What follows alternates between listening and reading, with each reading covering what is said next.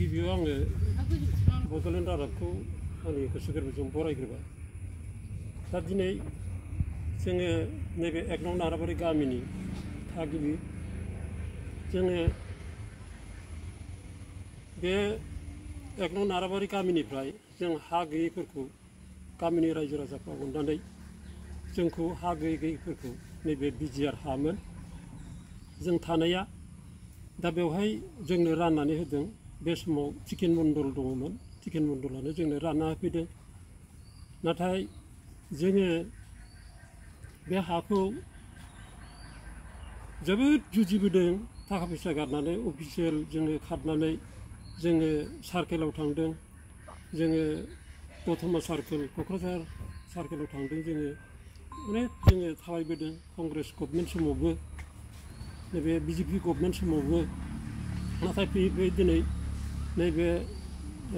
BTR सरकार जानायाव प्रमद सारनि दैदेननायाव बा नैबे दानि बैसुमुथि मिसननि गेजेरजों जोङो बे हाखौ गोरलैयै मोननाय जादों। जों बेखौ माने थाखा फैसाबो गारनाङाखै, नियम बादियै जों अफिसियेल खारनानै मण्डल लाबोनानै हाखौ सुनानै बेनिफ्राय जोङो मण्डलाव एसडिसिनाव जोङो एप्रुभ लानानै आरो जोङो नैबे मा होनो बे चेयारमेन मा नाममोन बे चेयारमेननि जोङो एप्रुभ लानानै बेनिफ्राय जोङो बेखौ बिटिसिआव लांनाय जादों। ओजों बिटिआरआव बेवहाय लांनानै बेवहायबो जोङो थाबैनो बेखौ जोङो फेरेंगा सारनाव जोङो गिबियाव फेरेंगा माने रन्जित सारनाव जों गिबियाव बिनि न'सिम थांनानै जोङो बोरै खालामबा मोजां जागोन बेखौ जोङो उपदेश बा जोङो बेनाव सोंनानै लाग्रोनाय जादों। बे मथे जोङो बे प्रसेसै बिथां थिनहरनाय बादियै आरो जोंनो जोंनि दतमा सार्केलनि जाय माने अफिसार बा सिअ बियो एसडिसि बियो जोंनो होनो नागिरबावाखैमोन बे हाया बिजिआर होननानै। बिजिआर हिसाबै बे हाखौ होनो हाया, नोंसोर हानि बदल हा होफै होमबासो जों होनो हागोन ओरैबायदि होननानै जोंखौ आरो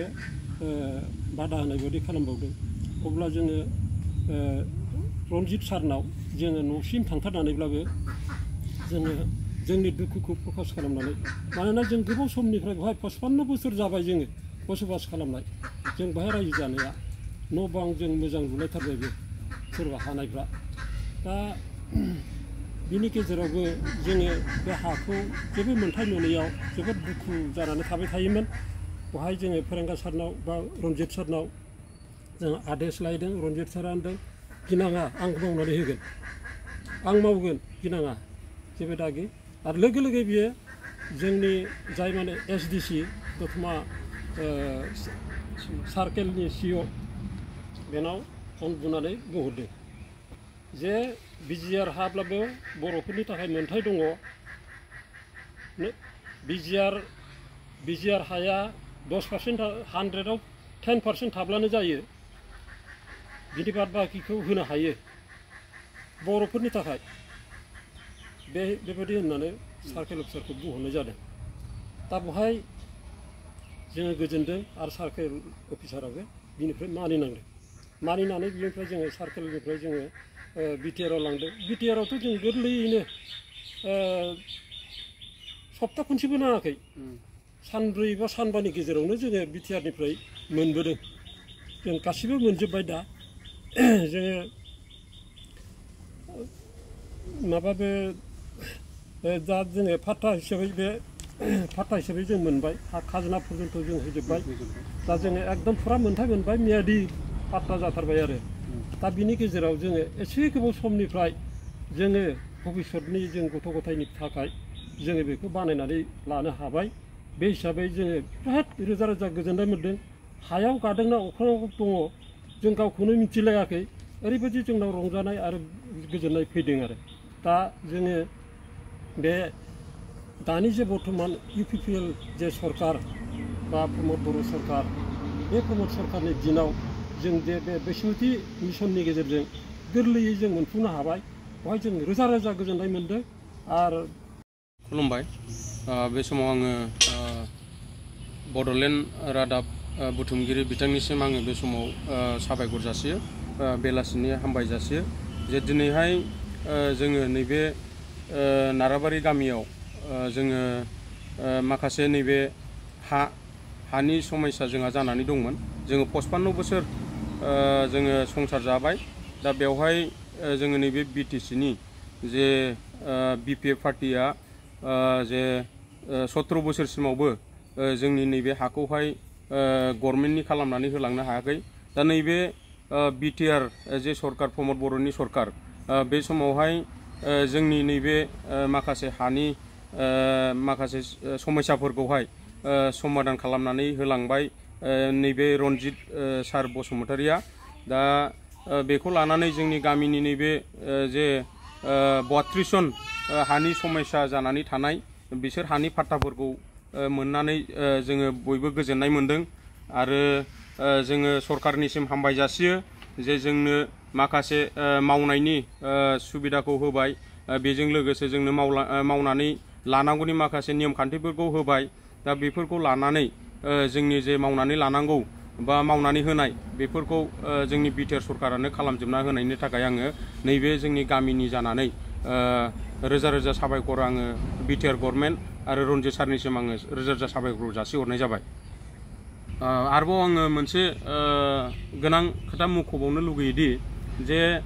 जोङो नैबे 17 बोसोरसिमाव जे BPF सरकार जे सोलिबोदोंमोन बेवहायबो जोङो हानिल' खोथा नङा जोङो माखासे गावनि न' बे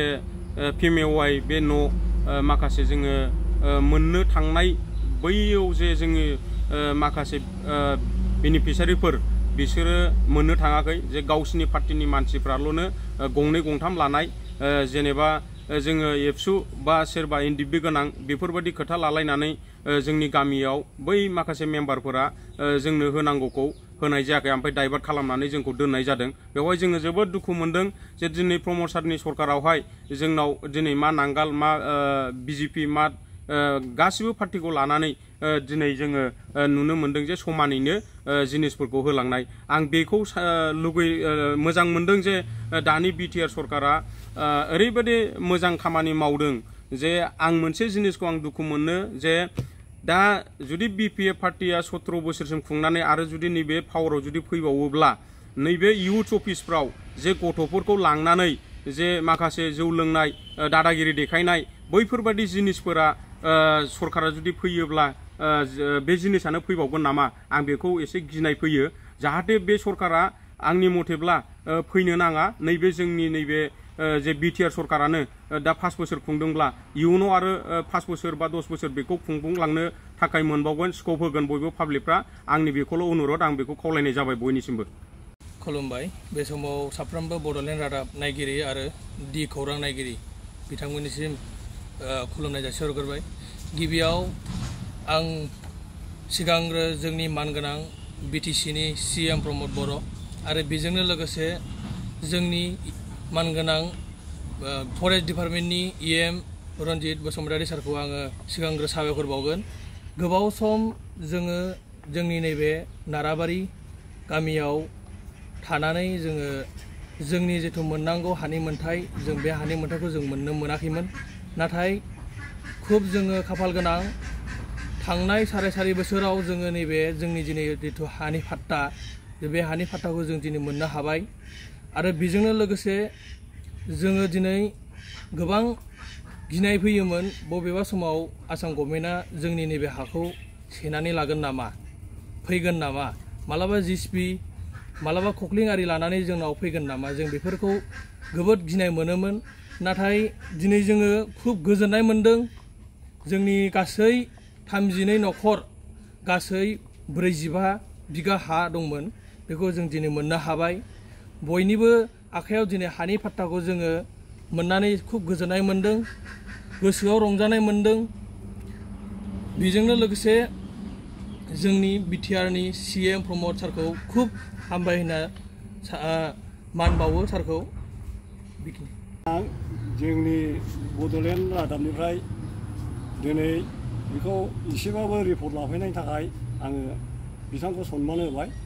आरो दिनै जोंनि बे बिटिआर गभर्नमेन्टनिफ्राय जोङो जेबादि जोंनि नांगौखौ जोङो दिनै मोननाय जाबाय बिनि थाखाय जोङो प्रमद सारखौबो धन्यबाद होबाय आरो मानगोनां फेरेंगा सारखौबो रनजित बसुमतारीखौबो जोङो बिराद मोजाङै मोजां गांसे आर'नाइजों जों बरायनाय जाहैबाय खिन्थु दिनै जोङो बेसेबांबा गोबाव 55 बोसोरनि बारलांबायबो जानो हागौ खिन्थु जोङो दिनै खुनु अफिसारानो जोंनि बे हाखौ मावना होआखै थाबायनाबो होआखै जोङो थाखा फैसा गारनानै गैयिखौनो थाखा फैसा खांनानैबाबो जोङो हैदोंमोन सोरबा सोरबा अफिसारनो नाथाय बेखौ खुनु मन्दल बा खुनु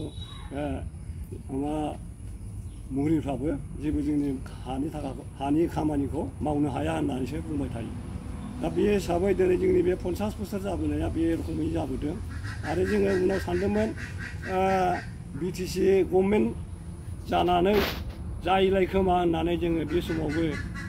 बे 15 बोसोराव जोङो थाबायबावनानै आरो मण्डल एसटिसि हमनानै गासैबो जों जिनिसखौ आरो मावबावदोंमोन बे 15 बोसोरावबो जेबो उइले होआखै मोननायनि जेबो सिमा गैया होननानैसो उल्था जोंखौसो बुंहरदों दा दिनै बिटिआर गभर्नमेन्ट जानानै दिनै जोंनि बे 4.5 बोसोराव दिनै जोंनि बे हा जोंनि जे लुबैनाय जोंनि बे गथ' गथाय बे हायावनो रायजो जागोन देरबोबाय उन्दैनिफ्रायनो नाथाय जोङो बे जिनिसखौ दिनै जाफुंसारबाय आरो बे जिनिसा जाफुंनाय लोगो लोगो जों दिनै बे 1 नं नाराबारि गामिनिफ्राय रायजो राजानिफ्राय साफ्रोमबो अननानै बिथां रनजित सारखौ जोङो गांसे आर'नाइजों फैयाब्लाबो गांसे आर'नाइजों जोङो बावहरबाय आरो मानगोनां चिफ प्रमद बर'खौबो जों गांसे आर'नाइजों आंनि गोसो गोरबोजों आं बावहरबाय दा आंनि बुंनांगौआ बेनोसै आरो मानगोनां जोंनि गथ'फोर रादाबनि बिथांखौबो सनमान होबाय